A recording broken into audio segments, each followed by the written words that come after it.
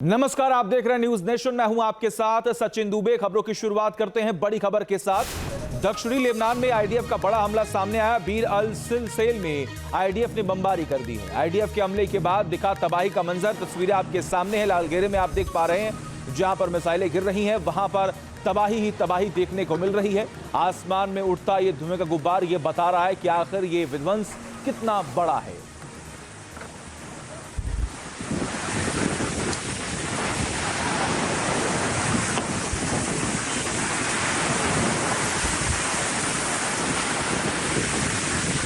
एक और बड़ी खबर सामने आ रही है। यूएस इजराइल के हमले में तेहरान में भारी तबाही हुई है। तेहरान में करीब 40 से ज्यादा इमारत तबाह हो चुके हैं।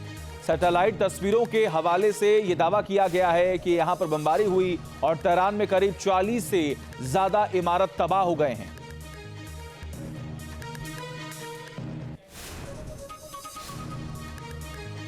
मिडिल ईस्ट की जंग से पहले अमेरिका और इजराइल का मकसद ईरान में सत्ता रिजीम का था, लेकिन अब ईरान के एक एक कमांडर का खात्मा होता जा रहा है। बावजूद इसके ईरान का पावर स्ट्रक्चर ध्वस्त होता नजर नहीं आ रहा। Supreme leader Ayatollah Ali Khamenei से लेकर एनएसए अली लारिजानी तक ईरान के कई अहम लोग इस जंग में मारे जा चुके हैं। अब सवाल है कि आगे किसकी बारी है। इजराइल के प्रधानमंत्री बेंजामिन नेतन्याहू ने अपने पंच कार्ड से इसका खुलासा कर सनसनी मचा दी है। देखिए, ईरान की टॉप कमान दी एंड, नेतन्याहू के पंच कार्ड का सच।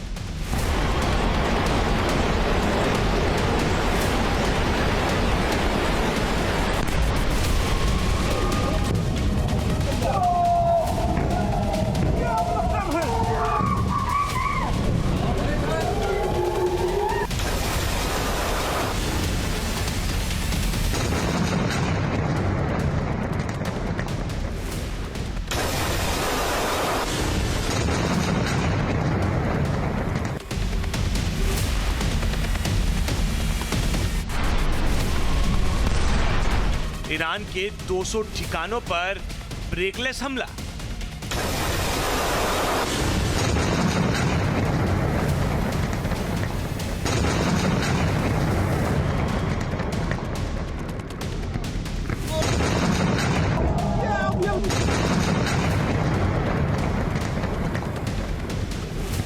खुफिया वार से ईरानी सेना में जलजला।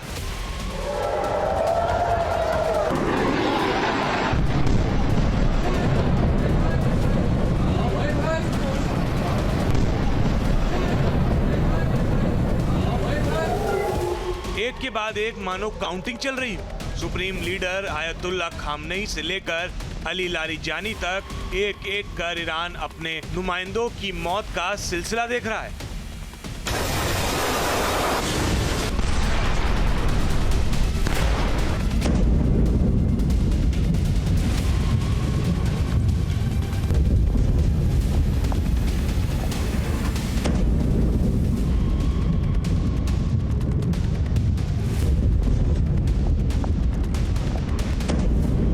हालांकि यह हकीकत है कि इस जंग में ईरान किसी सूरत 19 पड़ता नहीं दिख रहा है।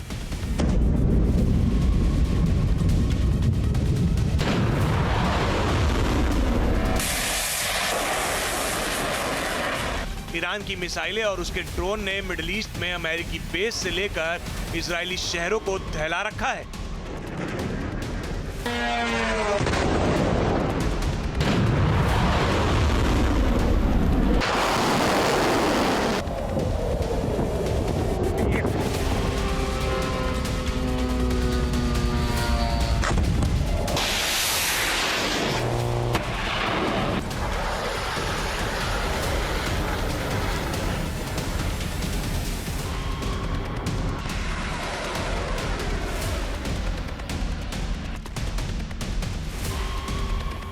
अमेरिका और इजराइल के लिए ईरान के साथ जंग गले की फांस बन चुकी है, लेकिन फिर भी ईरान अपने टॉप कमांडरों को गंवाता जा रहा है। ईरान की पूरी सैन्य और सियासी कमान के सिर पर मौत लगातार मंडरा रही है।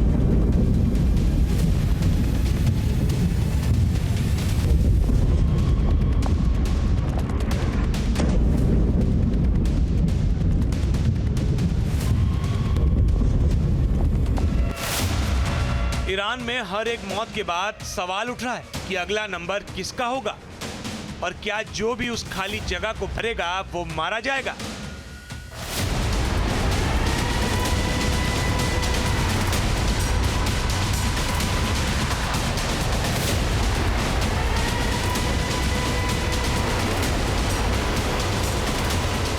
इन सवालों का सीधा जवाब नहीं हो सकता, लेकिन इजराइल के प्रधानमंत्री बेंजामिन नेतन्याहू का दावा है कि उन्होंने एक हिट लिस्ट बना रखी है जिसमें ईरान के उन तमाम कमांडर्स और नुमाइंदों के नाम हैं जिनकी अगली बारी हो सकती है।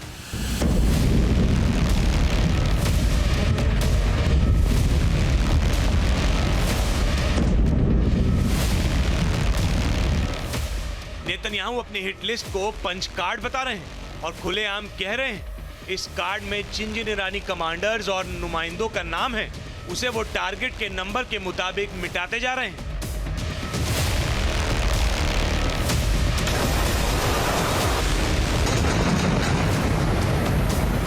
नेतन्याहू ने इजराइल में अमेरिका के राजदूत माइक हकाबी के सामने न सिर्फ खुद के जिंदा होने का सबूत दिया है बल्कि उस पंच कार्ड को दिखाते हुए हिट लिस्ट का खुलासा भी कर दिया है।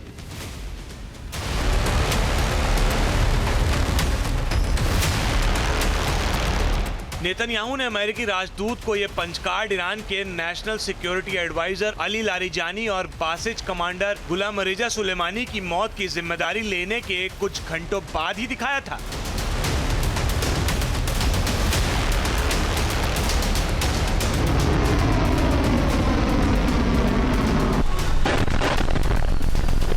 इजराइल इस जंग के दौरान ईरान की रिजीम चेंज करने में भले ही नाकाम नजर आ रहा है, लेकिन वो इससे बदले ईरानी सत्ता के पूरे स्ट्रक्चर के तहस नहस करने पर तुला है।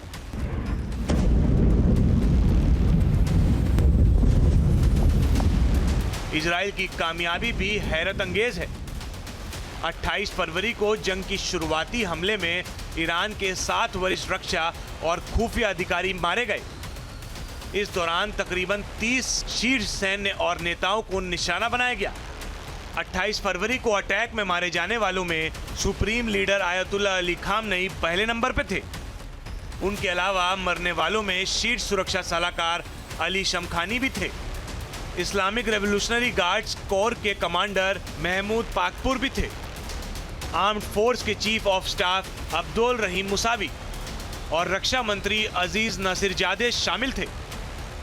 28 फरवरी को खामनेई के मुख्य सैन्य खुफिया प्रमुख साले असादी, ईरान के परमाणु हथियार अनुसंधान संगठन के अध्यक्ष हुसैन जबल अमेलियन और संगठन के पूर्व अध्यक्ष राजा मुजफ्फरी निया भी मारे गए थे।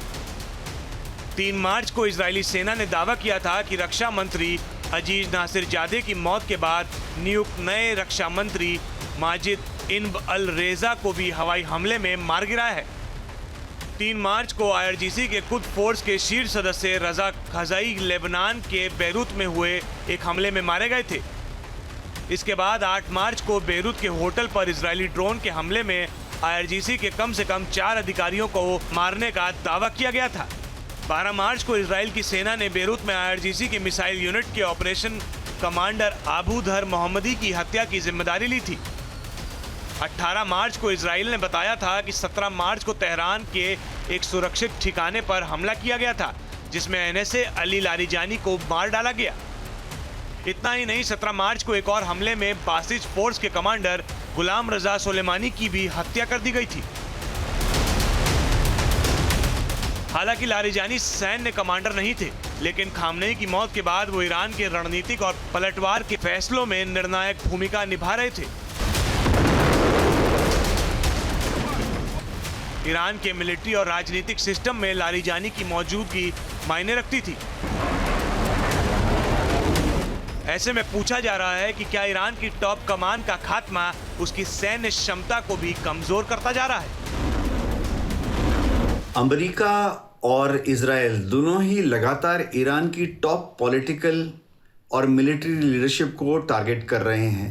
जिस तरह से उन्होंने 28 फरवरी को ईरान के सुप्रीम लीडर आयतुल्ला खामेनी को ख़त्म किया, अब उन्होंने ईरान के नेशनल सिक्योरिटी एडवाइज़र अली लारजानी को भी कल रात ख़त्म कर दिया। यह दर्शाता है कि अमेरिका जानता है और इज़राइल भी जानता है कि किसी भी युद्ध के चलते अगर पॉलिटिकल या मिलिट्री लीडरशिप को एलिमिनेट कर दिया जाए तो बाकी जो फौज है, बाकी जो कूटनीतिक राजनीतिक तंत्र है, थोड़ा सा चरमरा जाता है। अमेरिका और इजराइल के हमलों के शिकार में मुख्य तौर से आईआरजीसी और आर्म्ड फोर्स के सीनियर कमांडर्स शामिल रहे हैं। बड़े पैमाने पर खात्मे में कई हाई रैंकिंग अधिकारियों की मौत हो चुकी है। जाहिर है इसकी आंच उसके हमलों की तासीर में भी नजर आ रही है।